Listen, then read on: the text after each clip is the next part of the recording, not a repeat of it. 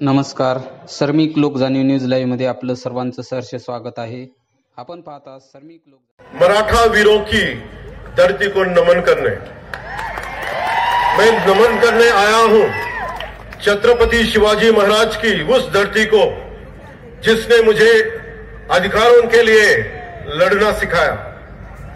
मैं आभार व्यक्त करने आया हूं उस धरती का जिसने मुझे स्वराज का अर्थ समझाया।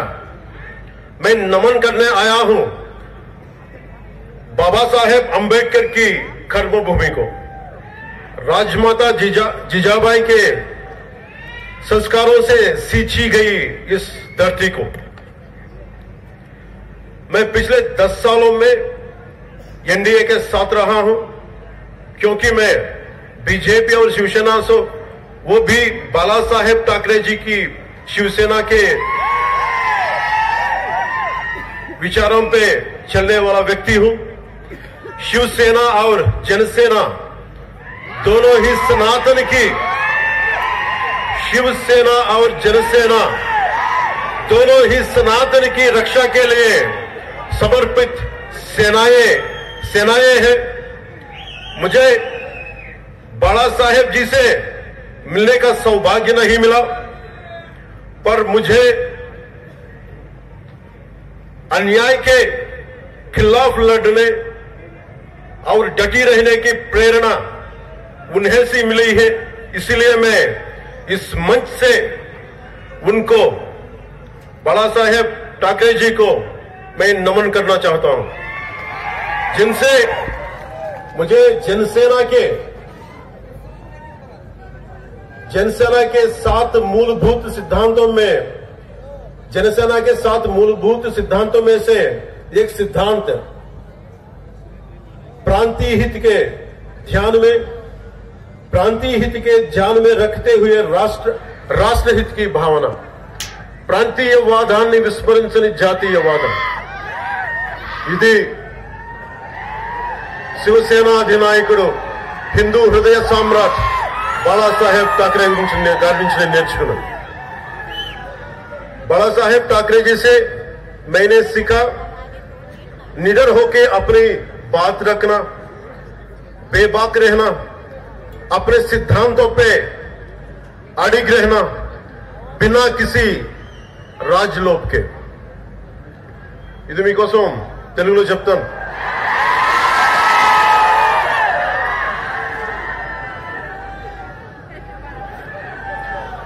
నేను కేవలం ఓట్లు వేయమని అడగడానికి రాలేదు। ఎందరో మహనీయులు పుట్టిన ఈ మహారాష్ట్ర నేలపై నాకున్న గౌరవాన్ని తెలపడానికి వచ్చాను। ఛత్రపతి శివాజీ పుట్టిన నేల, మన హక్కుల కోసం పోరాడడం నేర్పిన నేల, అలాంటి నేలపై నాకున్న గౌరవాన్ని తెలపడానికి వచ్చాను। స్వరాజ్యం అనే పదానికి అర్థం తెలిపిన గొప్ప నేలపై నాకున్న గౌరవాన్ని తెలియజేయడానికి వచ్చాను। బాబాసాహెబ్ అంబేద్కర్ కు కర్మభూమిగా నిలిచిన ఈ గొప్ప నేలపై నాకున్న గౌరవాన్ని తెలపడానికి వచ్చాను। రాజమాత జిజాబాయి నేర్పిన విలువలతో నిండిన ఈ గొప్ప నేలకు మనస్ఫూర్తిగా నమస్కరించడానికి వచ్చాను।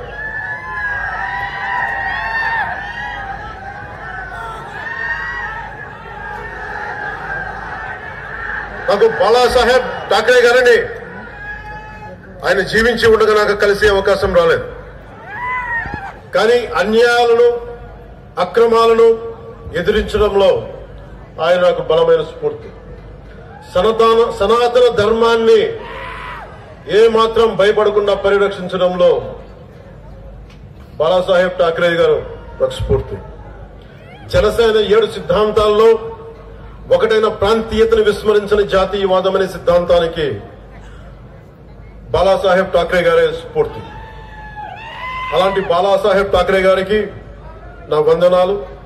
ఏ విషయాన్నైనా ధైర్యంగా చెప్పడం,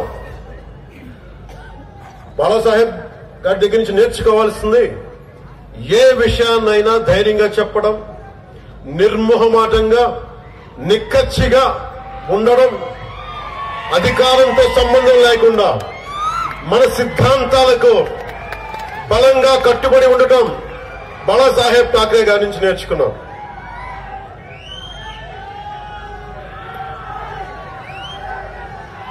मैं पिछले दशक में जब मुड़कर देखता हूं तो मुझे दिखाई देता है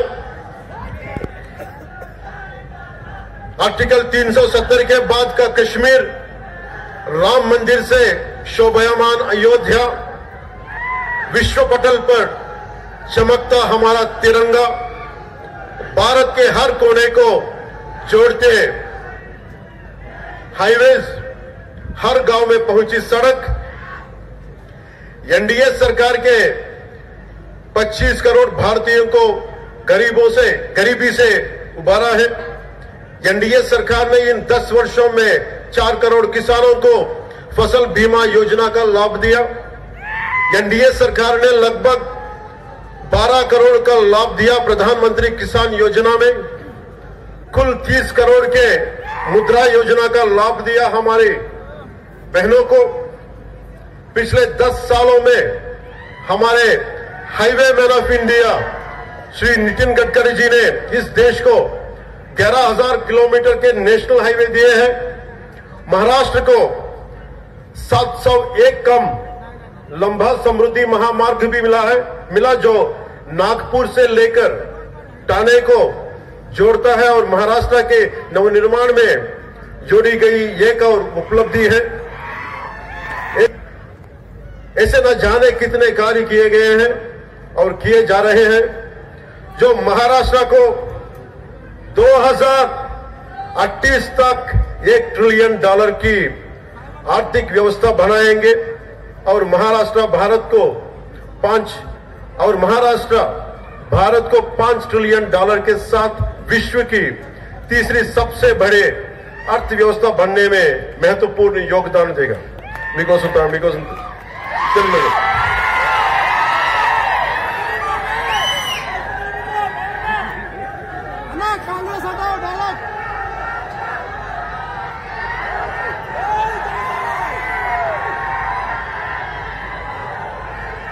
గడిచిన 10 సంవత్సరాలు ఒక్కసారి గమనిస్తే ఆర్టికల్ 370 తర్వాత कश्मीर కనిపిస్తుంది।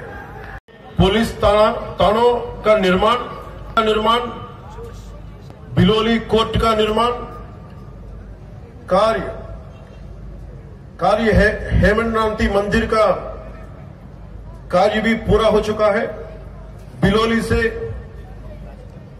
कुंडलवाड़ी रोड भी बनकर तैयार है और हर घर जल योजना के कार्य भी 50% पूरा हो चुका है। ये जो सतत विकास कल कार्य एनडीए की सरकार में हुआ है और हो रहा है, यह इसी गति से होता रहे, इसके लिए हम क्या कर सकते हैं? हम उस सरकार को चुन सकते हैं जिसने महाराष्ट्र को 1 ट्रिलियन की अर्थव्यवस्था बनने का सपना देखा है। वो एनडीए सरकार है। इस सपने को पूरा करने के लिए हमें साथ चाहिए देगलूर की युवा शक्ति का, देगलूर की बहनों का, देगलूर की माताओं का।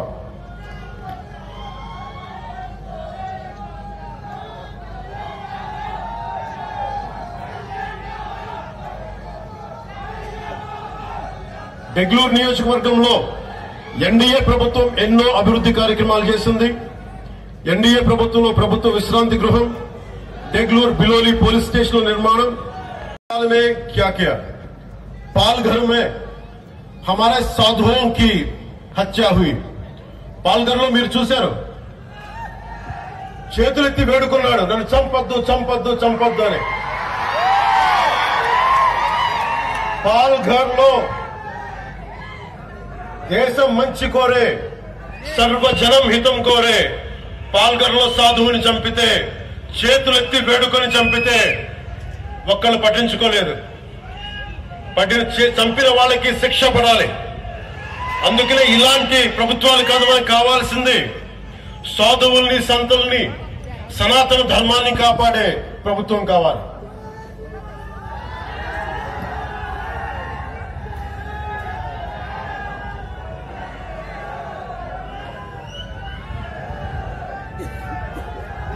आपको याद है पालघर में हमारे साधुओं को कैसी हत्या हुई और विशालगढ़ के ऐतिहासिक किले पर మీకు విశాల్గఢ్ కిల్లా తెలుసు కదా మీకు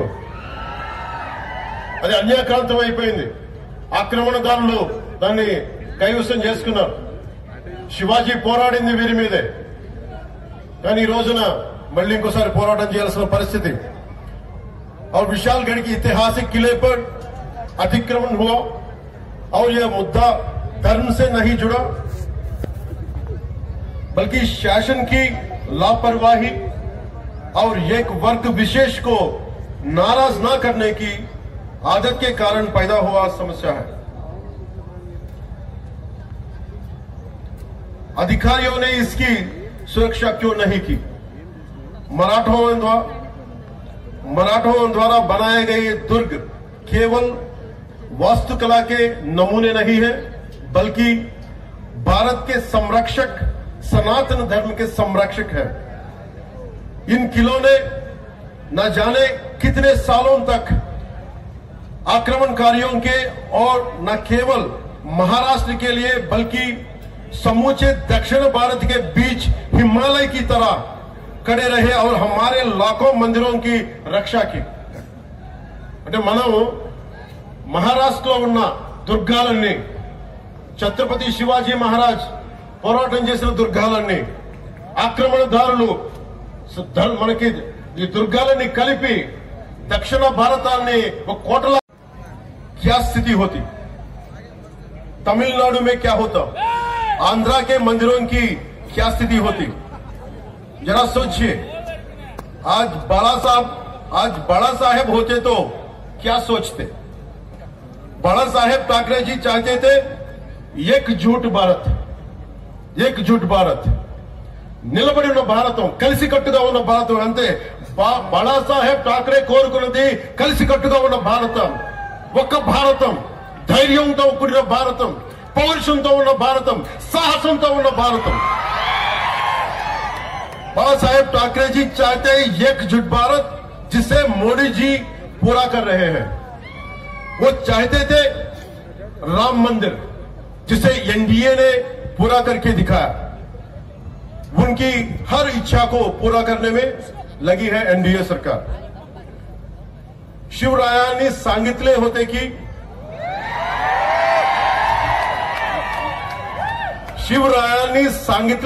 की मराठा तिथू का मेळ व्हावा, धर्म वाढ, महाराष्ट्र धर्म वाढवावा।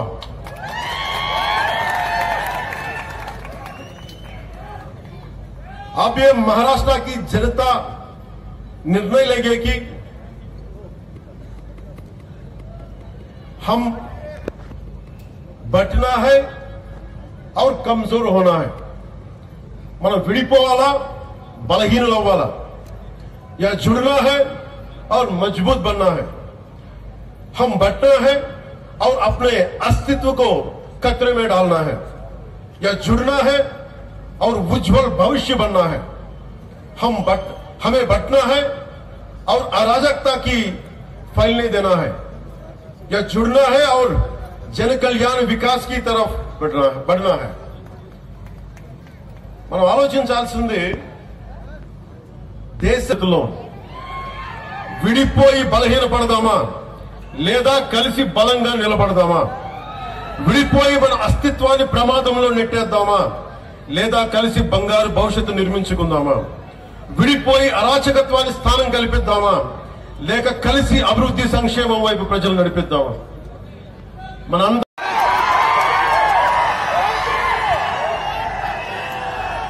మీకు సినిమా గురించి చెప్తాను।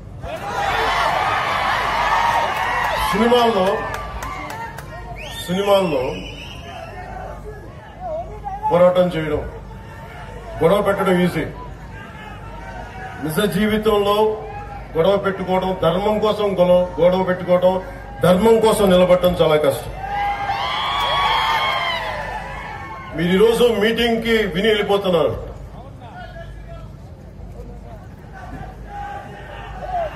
రామనామం లేకుండా ఏ హిందూ గుండెలో రామనామం లేకుండా ఉంటుంది।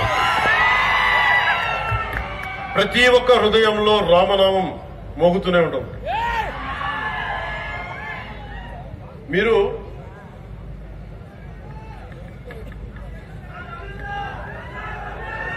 ఇందాక చెప్పిన రామ్ధారి సింగ్ దినకర్ గారిది ఆయన చెప్పేది మనందరి శక్తి లేదనుకుంటారు.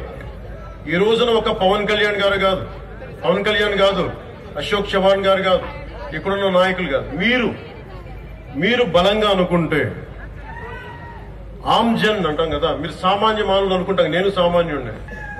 సో రామ్ధారి సింగ్ దినకర్ గారు చెప్పింది, राष्ट्र कवि कहते हैं जनता या आम जन के हुंकारों से, उसके उग्र रूप से, आम जन की ललकार से सामान्य भवन तो क्या बड़े बड़े मजबूत महलों की नींव भी उकड़ जाया करती है.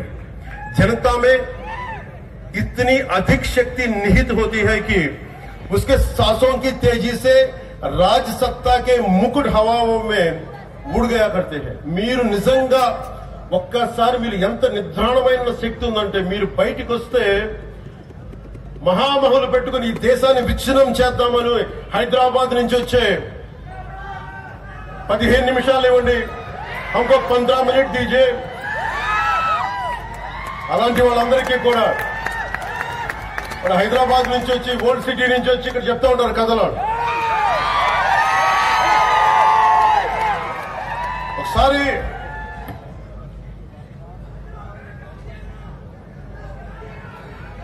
ఒక్కసారి చాలా మంది ఫారిన్ డిగ్నిటరీస్ వచ్చి నన్ను అడిగారు, ఈ దేశంలో మైనారిటీలు బాధపడుతున్నారు, భయపడుతున్నారు నరేంద్ర మోదీ గారి నాయకత్వంలో, భారతీయ జనతా పార్టీ నాయకత్వం అంటే నేను ఒకటే చెప్పాను, హైదరాబాద్ లో కూర్చొని ముగిద్దాం.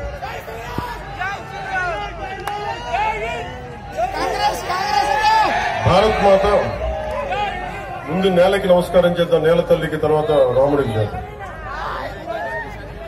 భారత్